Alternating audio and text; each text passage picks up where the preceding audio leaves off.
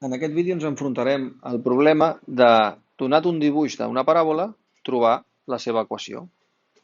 Veieu que l'equació és aquesta, és la canònica, sí?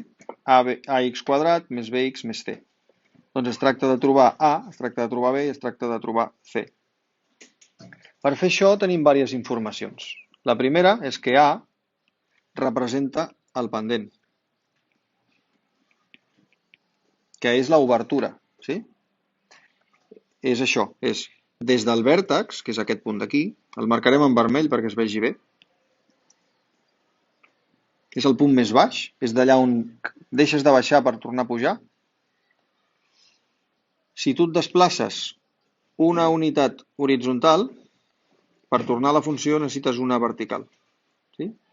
Per tant, és 1 entre 1, d'acord? La component horitzontal, vertical, entre l'horitzontal. Sí? Aquí has de fer la vertical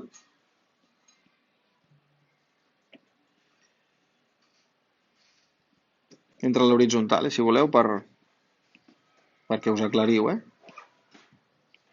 La component vertical entre l'horitzontal.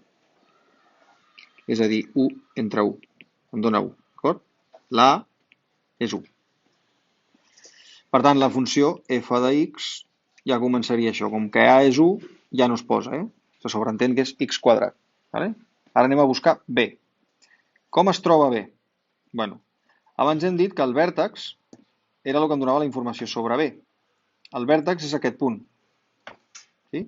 I aquest punt és el 2, perdó, el 1, 2. Sí? Si ho mireu, estàs des del 0 vas 1 i altura 2. Component horitzontal 1, component vertical 2. Sí? Llavors, abans hem dit que el vèrtex és un punt UV, que té component UVX i component UVY. Sí? Doncs ja el tenim calculat, és el U2. 1,2. D'acord? Per tant, la UVX, que també hem dit que es calculava d'aquesta manera, menys B partit per 2A, ja sabem que és 1, perquè ho acabem de veure. Sí? Aquest component és 1. I la A l'acabem de calcular en l'apartat anterior. Per tant, d'aquí podem extreure aquesta mini equació. 2 per 1 menys B partit per 2 per 1 és igual a 1. Sí? Si multipliquem el denominador, ens queda 2. Llavors aquí, si multipliquem els dos membres per 2, em queda que menys B és igual a 2, i si multipliquem els dos membres per menys 1, ens queda que B és igual a menys 2. D'acord? Per tant, B és igual a menys 2. I ens queda calcular C. C seria F de 0. Per què seria F de 0? Us ho faig aquí, F de 0